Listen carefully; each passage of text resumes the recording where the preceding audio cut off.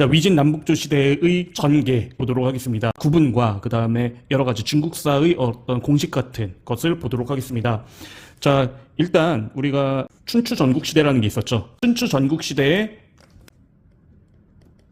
만들어진 것이 바로 제자백가였습니다. 이 제자백가라는 것은 여러 가지의 중국에서 나온 사상들을 말하는데 대표적인 게 뭐가 있죠?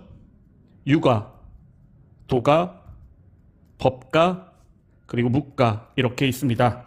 자, 요 중에서 도가 같은 경우에는 하나의 생활이기 때문에 그 중국 내에서 그냥 쭉 깔려져 있는 하나의 사상이라고 보시면 되겠고요. 자, 춘추전국 다음에 어떤 나라가 있습니까? 진나라가 있죠. 진나라. 자, 진시 황제, 최초의 황제지요. 자, 그래서 진나라가 만들어지고 그 다음에 진나라가 망하게 되죠. 갑자기. 예. 그래서 진나라가 그 진승 오광의 난에 의해서 진나라가 망하게 되면서 그러면서 천하를 두고 초나라 항우와 그리고 한고조 유방이 싸우게 됩니다. 둘이 싸우게 되고요. 그리고 둘이 싸우면서 여기서 결국에는 누가 이기게 됩니까? 한나라 유방이 이기게 되죠. 결국에는 이기게 되면서 한나라가 200년을 가게 되고요. 그리고 한고조 다음에 한무제라는 양반이 굉장히 유명하죠. 외척, 왕망. 외갓집 쪽의 사람에 의해서 왕 망해버립니다. 대왕 망해버려요. 그래서 전한이 망하고 그 다음에 외척 왕망을 기점으로 해가지고 전한, 그 다음에 후한으로 나뉘게 됩니다. 후한은 이제 광무제라고 해서 광무제 유수가 이제 후한을 건국을 하게 되죠. 광무제 유수가. 자, 그러면서 이제 한나라가 끝나게 되고 한나라가 멸망을 하면서 이 뒤에는 어떤 시대입니까? 위진 남북조 시대, 수당, 그 다음에 5대 19기라는 시대가 있고 5대 19기라는 시대가 있고 그 다음에가 뭘까요? 그 다음의 시대가 바로 송원입니다. 진나라하고 그 다음에 특히 전한, 후한을 포함해서 이 한나라 기간 동안에 얘들은 찐 한족이거든요. 자, 우리가 먼저 민족 구분을 한번 보도록 하겠습니다. 자, 이렇게 만리장성이 있다고 하면은요, 만리장성 위쪽에 사는 애들을 말타는 애들이라고 말씀을 드렸죠. 말타는 애들. 그리고 다른 말로 얘들은 북방민족 또는 유목민족이라고 합니다. 유목이란 것은 소나 양 이런 그 동물들을 끌고 다니면서 초원을 왔다 갔다 하는 그런 생활 방식이거든요. 그러니까 여기 북방민족, 유목민족, 말타는 애들이 있는 데는 배부를까요? 배고플까요? 항상 배고픕니다. 이 밑에 같은 경우에는 농경민족들이 있고요. 농경민족. 이 농경민족들은 중국의 한족들, 그 다음에 우리나라도 여기에 해당이 됩니다. 여기 같은 경우에 배부를까요? 배고플까요?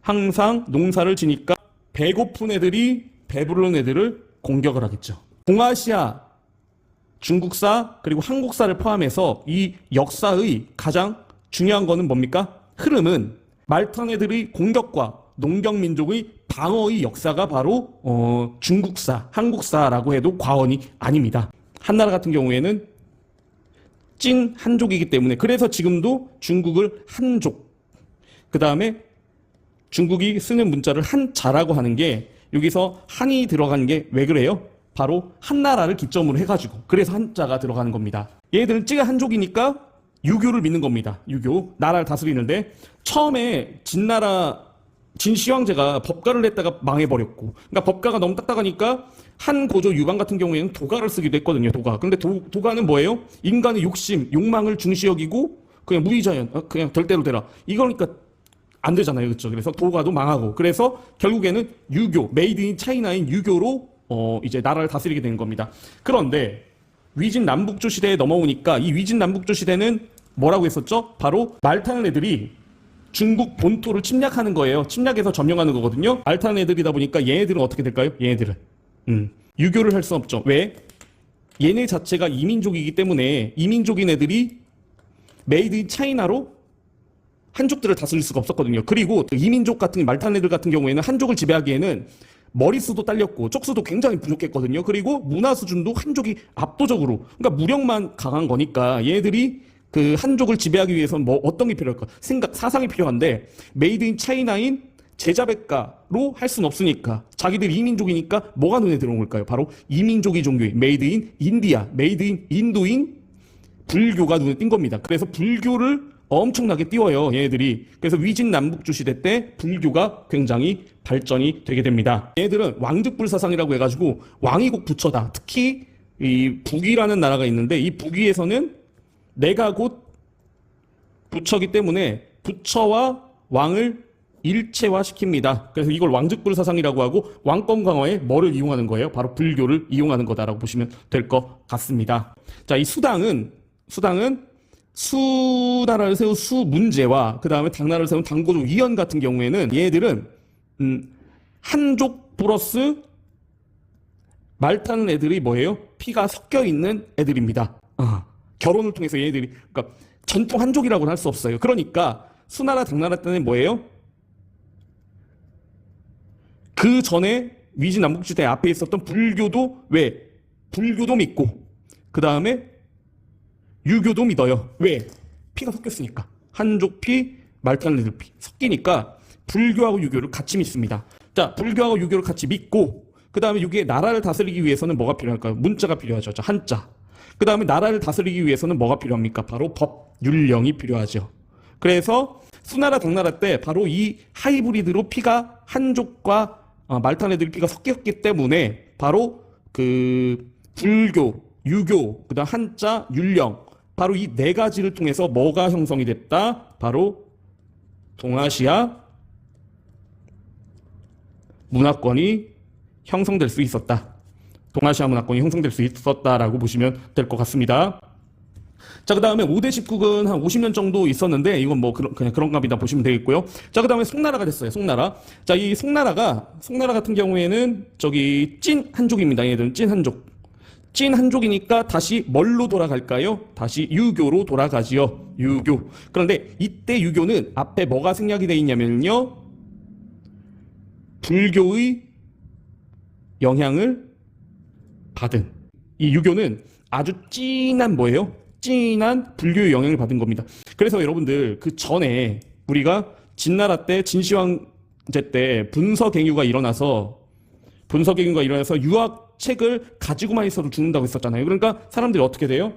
유학책을 파묻기도 하고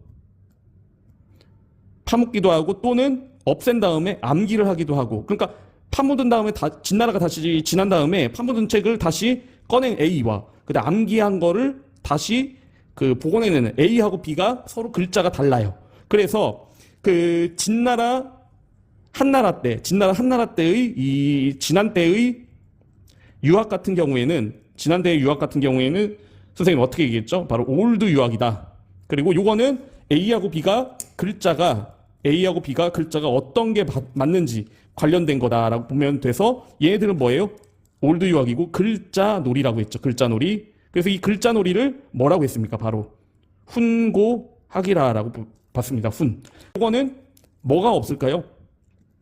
생각이나 사상이 있을 수가 없습니다. 생각이나 사상이. 그런데 이 송대 유교 같은 경우에는 이제 유학이 돼요. 새로운 유학이 되고 여기에는 생각이나 사상이 있게 됩니다. 생각이나 사상이라는 건 뭘까요? 한마디로 우주의 원리가 어떤가? 인간 본성은 어떤가? 한마디로 얘기하면 그 유교가 진정한 종교가 된 거예요. 부처님 믿고 천국 가자, 그 개념인데 종교적인 개념이 있다는 걸 우리가 어떻게 알 수 있냐면은 바로 죽음에 대한 고민입니다. 우리가 죽음을 어떻게 받아들일까에 대한 사상이, 그러니까 그거가 바로 천국 지옥 개념이잖아요. 그런데 불교 같은 경우에는 업사상 또는 윤회사상, 그래가지고 내가 현생에 지은 업에 따라서 뭡니까? 다시 태어난다. 윤회사상. 그래서 죽고 난 다음에의 생각을 하게 되니까, 그러니까 현재를 우리가 잘 살기 위해서는 어떻게 됩니까?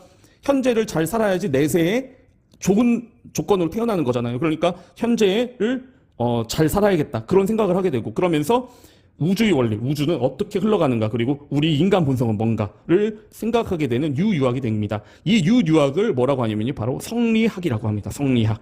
그래서 주희라는 어떤 학자가 이거를 집대성을 하게 되고요. 이 성리학이 바로 유유학이고 생각을 담고 있는 거다라고 보시면 됩니다. 그러면 다시 원나라는 말 타는 애들이죠. 다시 말 타는 애들로 돌아갔으니까 다시 뭐가 발전이 될까요? 바로 불교가 발전이 되고, 특히 원나라 때 발전된 불교를 남아교라고 하고요. 원나라 때는 유교가 철저하게 죽습니다. 유교가 죽는다는 걸 우리가 뭘로 알 수 있을까요? 과거 시험이 정말 안 치러집니다. 그렇게 보시면 될 것 같습니다. 경제를 보시면은요, 자, 이렇게 중국이 있으면 중국의 북부 지방, 그리고 중국의 남쪽 지방, 이렇게 나뉠 수 있는데, 요 강을 우리가 뭐라고 하냐면요, 황하강이라고 합니다. 황하. 그 다음에 이 밑에를 양쯔강이라고 합니다. 양쯔강. 우리 교과서에서는 창장강이라고도 하는데, 창장강이라고도 하고, 또는 책에 따라서는 양자강이라고도 하는데, 보통 그냥 여러분들은 양쯔강이라고 보시면 됩니다. 그리고 이 지역 같은 경우에는요, 밭농사가 발전이 되고, 그리고 이 지역을 우리는 화북지방이라고 부릅니다. 화북지방.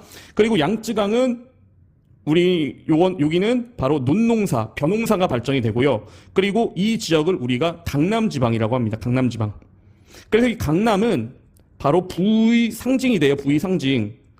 자, 근데 여러분들 뭘 생각하셔야 되면요, 중국의 역사에서 처음 개발이 된 데는 황하강과 양쯔강 중에 어딜까요? 바로 황하강입니다. 4대 문명 중에 하나가 황하 문명이잖아요. 그러니까 여기가 중심이었다라고 보시면 돼요. 여기가 중국 역사의 시작이 여기인데, 그러니까 밭농사, 경제적으로 보면은 밭농사가 위주였다라고 보시면 돼요. 그런데 중국의 역사가 흐르면 흐를수록, 그러니까 중국의 역사가 여기서부터 이렇게 흐를수록, 뒤로 갈수록 그 흐름이 밭농사, 황하강에서 양쯔강으로 그 경제의 중심이 밑으로 내려옵니다. 그러면서 인구도 처음엔 여기가 9대 1 정도였는데, 뒤로 갈수록 7대 3, 나중에는 5대 5 똑같아지더니 나중에는 3대 7로 인구가 강남 지방이 더 많아집니다. 이 인구가 거의 같아지면서 역전되는 때, 요 때가 바로 뭐냐면요, 이때가 바로 당나라하고 송나라 때입니다. 당나라하고 송나라 때. 그러면서 당나라하고 송나라 때 인구가 급격하게 모든 사회 면에서 굉장한 변화가 있기 때문에 이 시대를 당송변혁기라고도 합니다. 당송변혁기. 그래서 이렇게 나뉘는데, 그런데 우리가 지금 시대 구분을 위진남북조 시대를 한번 봐드리려고 해요. 위진남북조. 근데 위진남북조면은 3세기에서 6세기거든요. 그러니까 아직은 뭐예요? 중국 역사의 초반입니다. 초반. 그러니까 이때는 중심지가 황하강일까 양쯔강일까요? 황하강이죠. 황하강. 위진남북조 시대의 그 전체 모습인데, 후한이 있고 위초고 진 516국 동진 북조 남조 굉장히 복잡하죠. 그런데 이 시대를 왜 위진 남북조 시대라고 하냐면요, 자, 여기 있는 총나라 오나라, 여기는 이제 삼국지 조조, 그 다음 촉하는 유비, 그 다음 오나라는 선권, 이 삼국지 그 시대 맞습니다.